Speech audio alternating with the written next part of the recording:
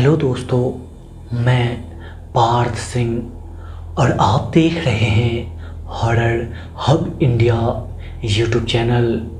तो दोस्तों, आज फिर से मैं हाजिर हूँ एक और न्यू हॉरर स्टोरी लेकर।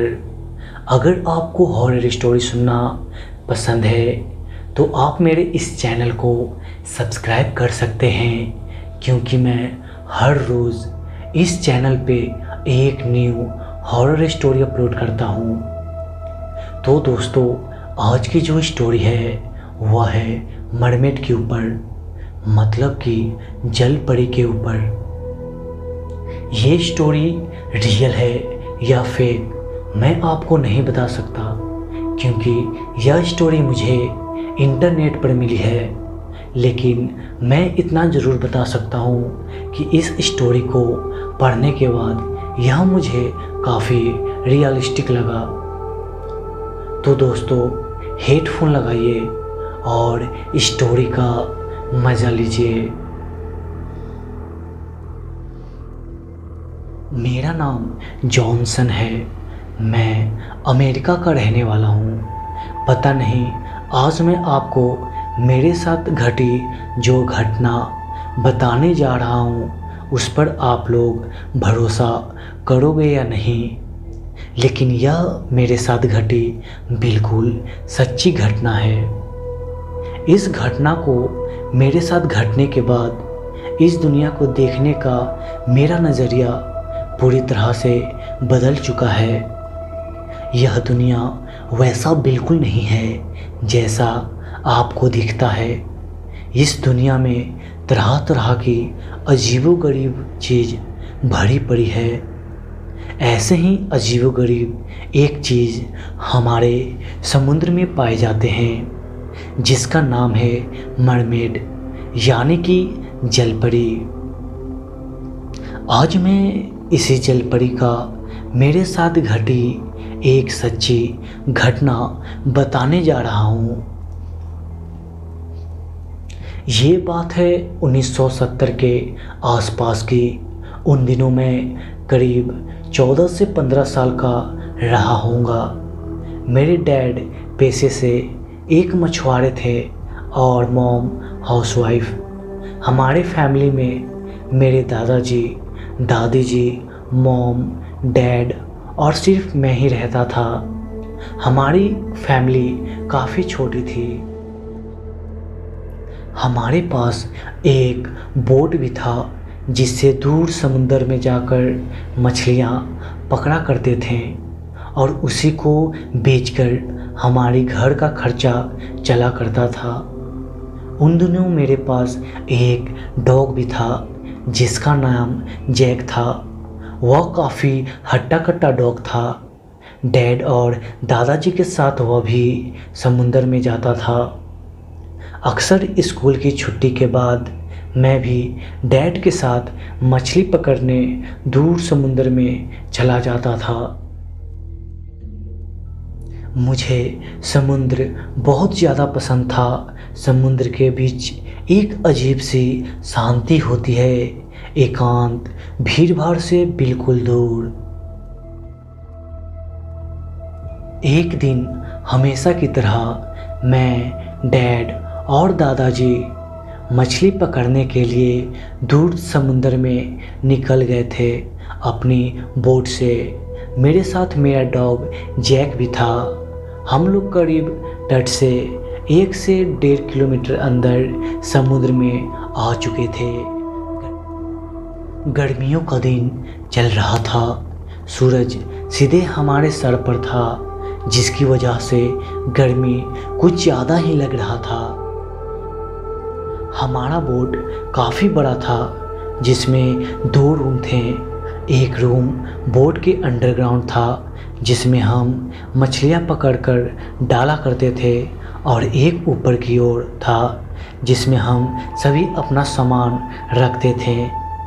मैं बोट के आगे की ओर हाथ फैलाए समुद्र का नज़ारे ले रहा था और डैड दादाजी रूम के दूसरे साइड समुद्र में जाल बिछा रहे थे। जाल बिछाने के बाद हम सभी बोट वाले रूम में आराम करने चले गए। कुछ ही टाइम बीता होगा, हम सभी आराम कर ही रहे थे कि मेरा डॉग जैक पानी में देख देख कर ज़ोर ज़ोर से भौंकने लगा। जब हम उसे रूम में बुलाते तो वह मेरे पास आता और मुझे अपने मुंह से चाटकर फिर से बोट के पीछे वाले साइड चला जाता और ज़ोर ज़ोर कर भौंकने लगता।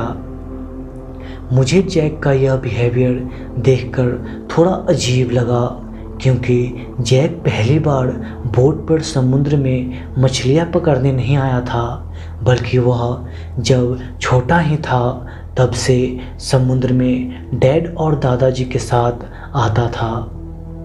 डॉग हमेशा उसी चीज़ पर भौंकते हैं जो उनके लिए खतरनाक या फिर अजनबी हो।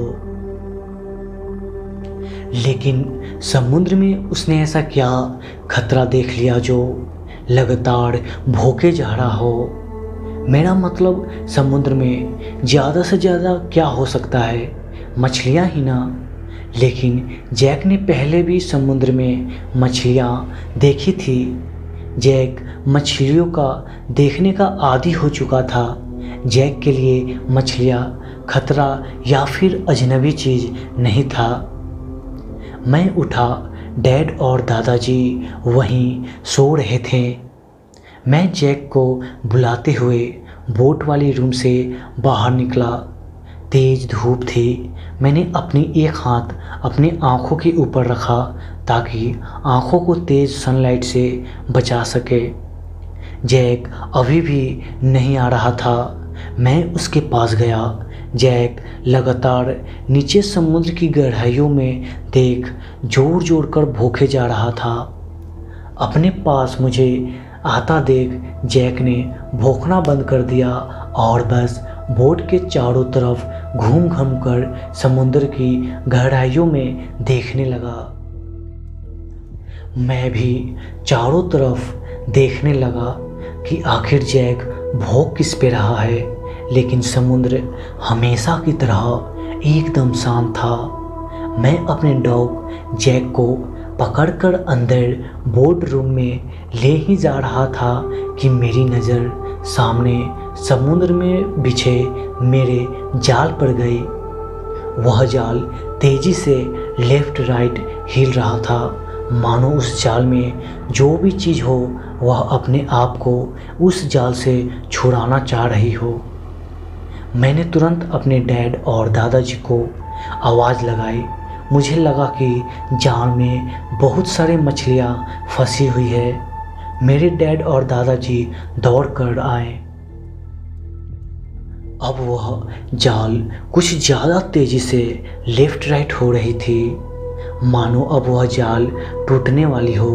डैड और दादाजी ने तुरंत उस जाल की रस्सी पकड़ी और पूरी ताकत से उस जाल को बोट की ओर खींचने लगे। लेकिन डैड और दादाजी जितनी ताकत से जाल को बोट पर लाने की कोशिश करते, उससे दोगुना ताकत से कोई जाल को नीचे समुद्र में खींच रहा था। जैक अब लगातार भौंके जा रहा था। उस जाल को देखकर डैड और दादाजी अपनी पूरी ताकत से उस जाल को खींच रहे थे कि अचानक वह जाल और उस जाल में फंसी चीज़ उछलकर बोट के ऊपर आ गिरी। उस चीज़ को देख मैं अपने दादाजी को ज़ोर से पकड़ लिया। वह कोई मछली नहीं थी, बल्कि एक इंसान जैसा दिखने वाला एक प्राणी था। बोट के ऊपर वह चीज़ आते ही हम सभी को देख वह डर कर गुर्राने लगा। वह सर से लेकर कमर तक हूबहू एक इंसान की तरह था, लेकिन कमर से लेकर नीचे तक एक मछली की तरह। लेकिन उसकी स्किन हमारी तरह बिल्कुल नहीं था। उसकी स्किन मिट्टी, बालू और पानी में लगे फंगस की तरह था। उसका हाथ भी आम इंसानों से लंबा था और उसकी हथेली भी आम इंसान से 2 से 3 गुना बड़ा उसका दांत लंबा और तीखे थे, मानो एक ही बार में वह किसी को चीर फाड़ कर रख दे। उस चीज का लंबे सुनहरे बाल थे। वह एक लेडीज थी। उस चीज का कान से लेकर नीचे गला तक एक चीज बना हुआ था। वह बिल्कुल मछलियों के गलफड़े की तरह दिख रहा था। वह उस गलफड़े को आगे की ओर कर हमें डराने की कोशिश कर रही थी। वह अपने गलफड़ा को ऐसे आगे की ओर फैलाई हुई थी जैसे कोई हाथी जब गुस्से में होती है तो अपने दोनों कान आगे की ओर कर लेती है ताकि वह अपने आप को और बड़ा और खतरनाक दिखा सके। बिल्कुल वैसा ही। लेकिन तभी हमारा डॉग जैक ने उस चीज़ पर हमला कर दिया, पर वह चीज़ बहुत ज़्यादा स्ट्रांग थी। उसने जैक को अपने हाथों में पकड़ा और उसके सर पर अपने दांत चुभो डाली। जैक छटपटा रहा था ताकि उस चीज़ से छूट सके। तभी डैड ने अंदर बोर्ड रूम से अपना शॉट गन निकाला और उस चीज़ पर गोली चलाई। गोली उसके साइड से निकल गई। डैड अपनी गन लोड ही कर रहे थे कि उस चीज़ ने जैक के साथ समुद्र में छलांग लगा दी। हम सभी दौड़कर बोट के किनारे गए जैक को बचाने के लिए, लेकिन तब तक उस चीज़ ने जैक को पकड़ समुद्र की गहराइयों में जा चुकी थी। पानी साफ होने के कारण हमने आखिरी बार जैक को समुद्र के पानी के नीचे उस चीज़ से छूटने की कोशिश करते हुआ देखा, लेकिन वह छूट न सका। कुछ ही सेकंड में वह चीज़ और मेरा डॉग जैक समुद्र की गहराइयों में कहीं खो गया। आज उस घटना को करीब 40 से 50 साल हो चुके हैं, लेकिन आज भी जब मैं उस चीज़ को याद करता हूँ तो मेरा पूरा बॉडी डर से कँपकँपाने लगता है।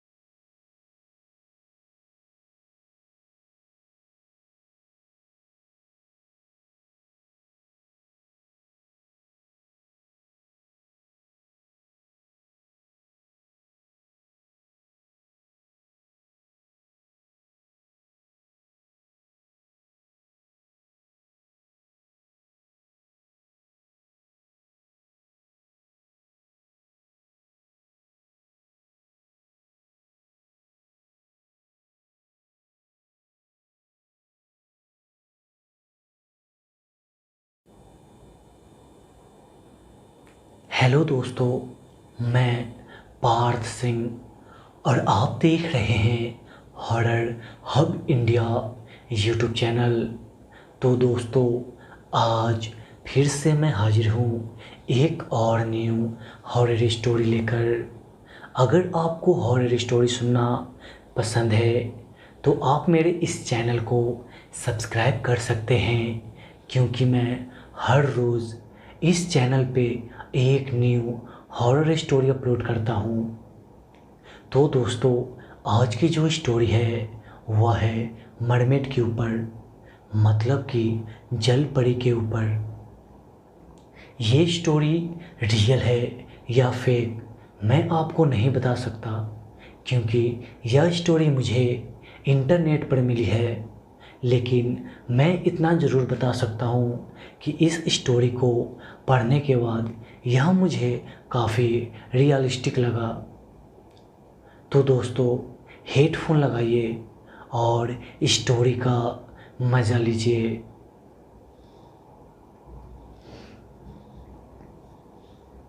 मेरा नाम जॉनसन है। मैं अमेरिका का रहने वाला हूँ। पता नहीं आज मैं आपको मेरे साथ घटी जो घटना बताने जा रहा हूँ उस पर आप लोगों का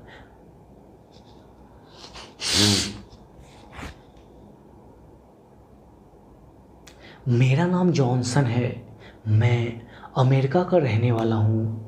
पता नहीं आज मैं आपको जो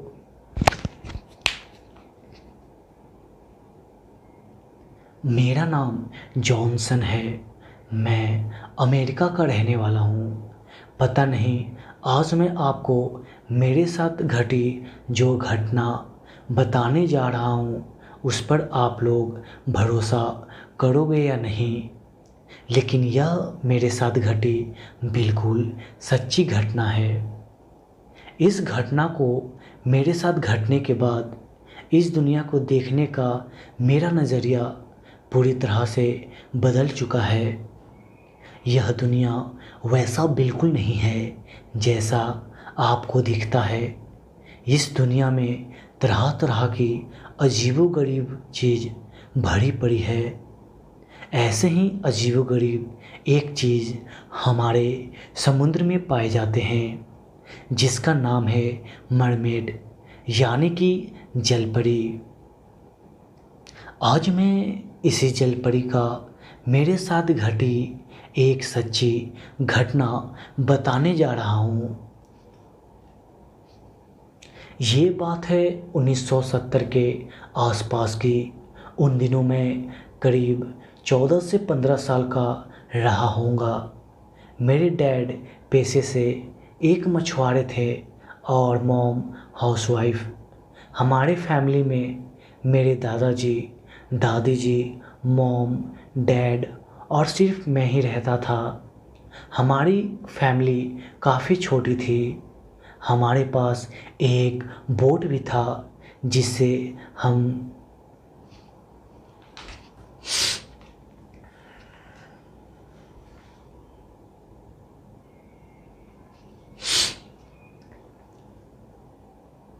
हमारे पास एक बोट भी था जिससे दूर समुंदर में जाकर मछलियाँ पकड़ा करते थे और उसी को बेचकर हमारी घर का खर्चा चला करता था।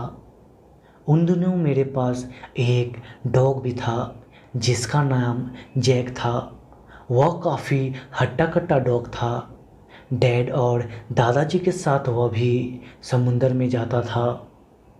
अक्सर स्कूल की छुट्टी के बाद मैं भी डैड के साथ मछली पकड़ने दूर समुंदर में चला जाता था।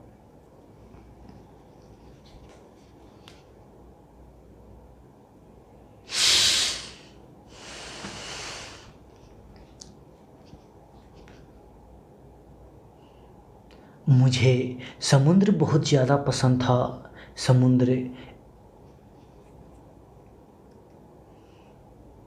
मुझे समुद्र बहुत ज़्यादा पसंद था। समुद्र के बीच एक अजीब सी शांति होती है, एकांत, भीड़ भाड़ से बिल्कुल दूर।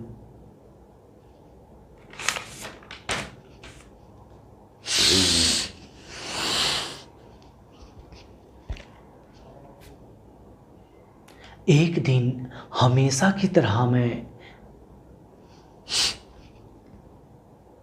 एक दिन हमेशा की तरह मैं, डैड और दादाजी मछली पकड़ने के लिए दूर समुद्र में निकल गए थे अपनी बोट से।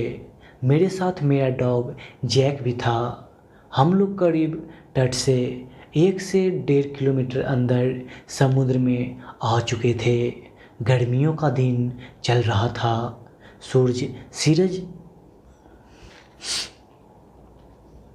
गर्मियों का दिन चल रहा था।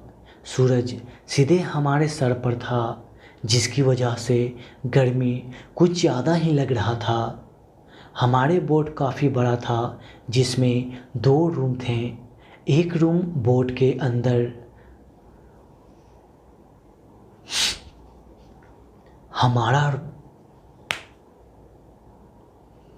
हमारा बोट काफ़ी बड़ा था, जिसमें 2 रूम थे।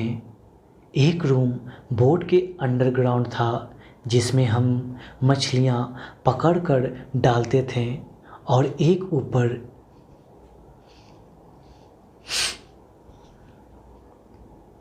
हमारा बोट काफ़ी बड़ा था, जिसमें 2 रूम थे। एक रूम बोट के अंडरग्राउंड था, जिसमें हम मछलियाँ पकड़कर डाला करते थे, और एक ऊपर की ओर था, जिसमें हम सभी अपना सामान रखते थे।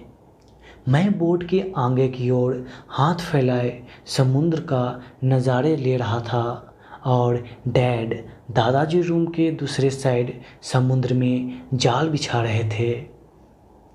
जाल बिछाने के बाद हम सभी बोट वाले रूम में आराम करने चले गए। कुछ ही टाइम बीता होगा। हम सभी आराम कर ही रहे थे कि मेरा डॉग जैक पानी में देख देख कर ज़ोर ज़ोर से भौंकने लगा। जब हम उसे रूम में बुलाते तो वह मेरे पास आता और मुझे अपने मुंह से चाटकर फिर से बोट के पीछे वाले साइड चला जाता और ज़ोर ज़ोर कर भौंकने लगता।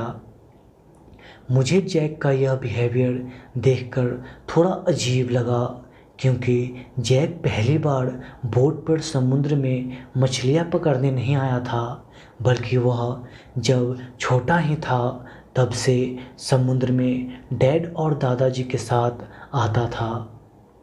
डॉग हमेशा उसी चीज़ पर भौंकते हैं जो उनके लिए खतरनाक या फिर अजनबी हो।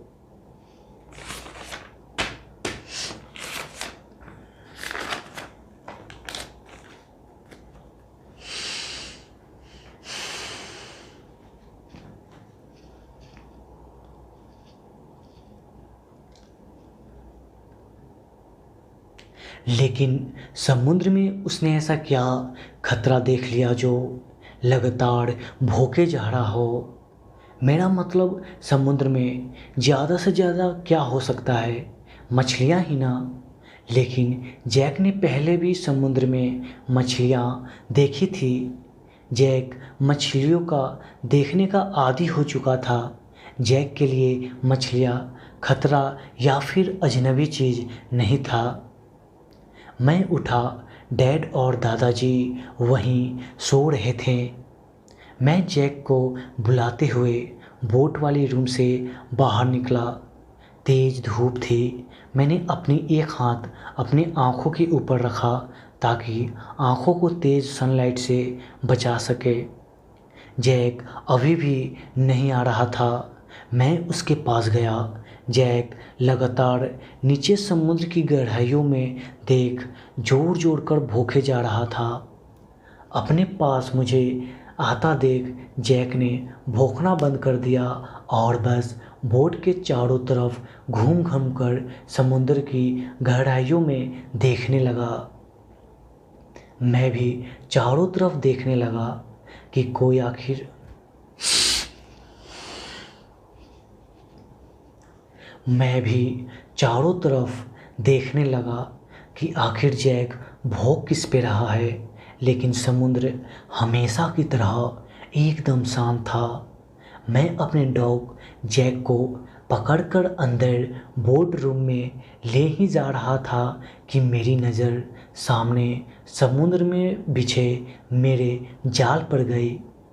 वह जाल तेज़ी से लेफ्ट राइट हिल रहा था, मानो उस जाल में जो भी चीज़ हो वह अपने आप को उस जाल से छुड़ाना चाह रही हो।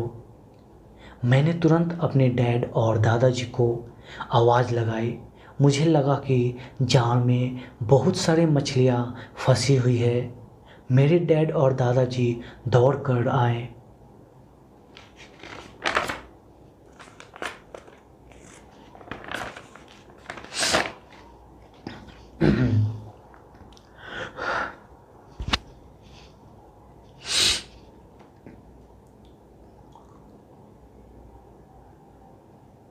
अब वह जाल कुछ ज़्यादा तेज़ी से लेफ़्ट राइट हो रही थी, मानो अब वह जाल टूटने वाली हो।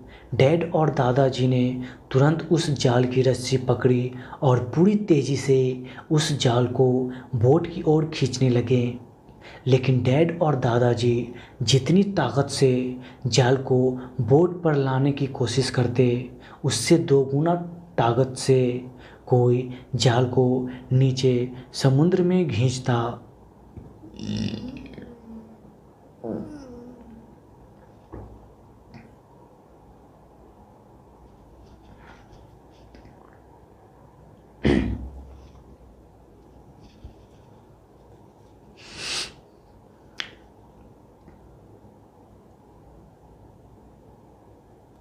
अब वह जाल कुछ ज़्यादा तेज़ी से लेफ़्ट राइट हो रही थी, मानो अब वह जाल टूटने वाली हो।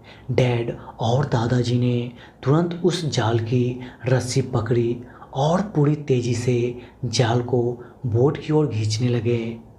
लेकिन डैड और दादाजी जितनी ताकत से जाल को बोट पर लाने की कोशिश करते, उससे दो गुना ताकत से जाल को नीचे समुद्र में खींच रहा था।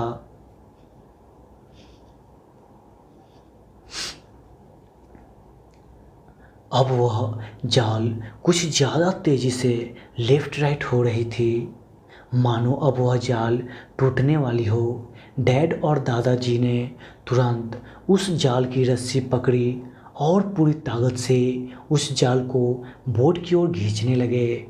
लेकिन डैड और दादाजी जितनी ताकत से जाल को बोट पर लाने की कोशिश करते, उससे दोगुना ताकत से कोई जाल को नीचे समुद्र में खींच रहा था। जैक अब लगातार भौंके जा रहा था। उस जाल को देखकर डैड और दादाजी अपनी पूरी ताकत से उस जाल को खींच रहे थे कि अचानक वह जाल और उस जाल में फंसी चीज़ उछलकर बोट के ऊपर आ गिरी। उस चीज़ को देख मैं अपने दादाजी को ज़ोर से पकड़ लिया। वह कोई मछली नहीं थी, बल्कि एक इंसान जैसा दिखने वाला एक पर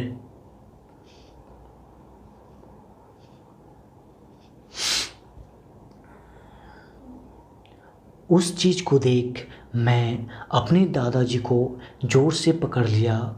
वह कोई मछली नहीं थी, बल्कि एक इंसान जैसा दिखने वाला एक प्राणी था। बोट के ऊपर वह चीज़ आते ही हम सभी को देख वह डर कर गुर्राने लगा। वह सर से लेकर कमर तक हूबहू एक इंसान की तरह था, लेकिन कमर से लेकर नीचे तक एक मछली की तरह। लेकिन उसकी स्किन हमारी तरह बिल्कुल नहीं था।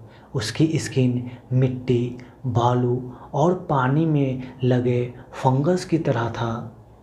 उसका हाथ भी हम इंसानों से लंबा था और उसकी हथेली भी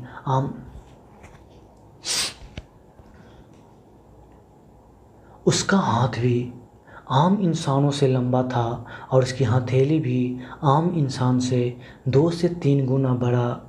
उसका दांत लंबा और तीखे थे, मानो एक ही बार में वह किसी को चीर फाड़ कर रख दे।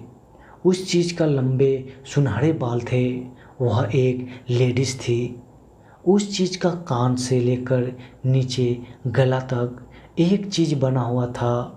वह बिल्कुल मछलियों के गलफड़े की तरह दिख रहा था।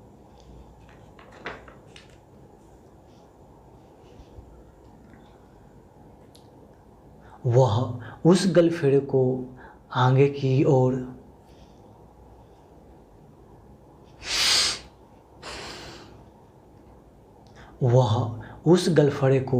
आगे की ओर कर हमें डराने की कोशिश कर रही थी।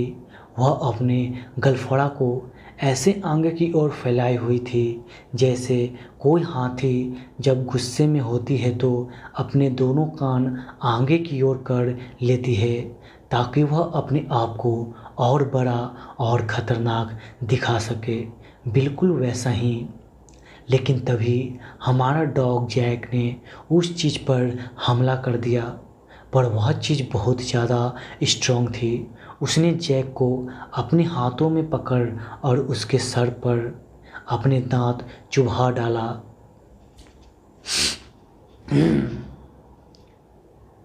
लेकिन तभी हमारा डॉग जैक ने उस चीज़ पर हमला कर दिया, पर वह चीज़ बहुत ज़्यादा स्ट्रॉन्ग थी। उसने जैक को अपने हाथों में पकड़ा और उसके सर पर अपने दांत चुभो डाली। जैक छटपटा रहा था ताकि उस चीज़ से छूट सके। तभी डैड ने अंदर बोट रूम से अपना शॉटगन निकाला और उस चीज़ पर गोली चलाई। गोली उसके साइड से निकल गई। डैड अपनी गन लोड ही कर रहे थे कि उस चीज़ ने जैक के साथ समुद्र में छलांग लगा दी। हम सभी दौड़कर बोट के किनारे गए जैक को बचाने के लिए।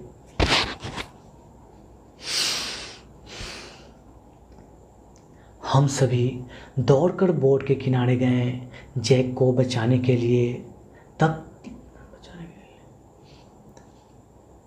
हम सभी दौड़कर बोट के किनारे गए जैक को बचाने के लिए, लेकिन तब तक उस चीज़ ने जैक को पकड़ समुद्र की गहराइयों में जा चुकी थी। पानी साफ होने के कारण हमने आखिरी बार जैक को समुद्र के पानी के नीचे उस चीज़ से छूटने की कोशिश करते हुआ देखा, लेकिन वह छूट ना सका। कुछ ही सेकंड में वह चीज़ और मेरा डॉग जैक समुद्र की गहराइयों में कहीं खो गया। आज उस घटना को करीब 40 से 50 साल हो चुके हैं, लेकिन आज भी जब मैं उस चीज़ को याद करता हूँ तो मेरा पूरा शरीर डर। आज उस घटना को करीब 40 से 50 साल हो चुके हैं, लेकिन आज भी जब मैं उस चीज़ को याद करता हूँ तो मेरा पूरा बॉडी डर से कँपकँपाने लगता है।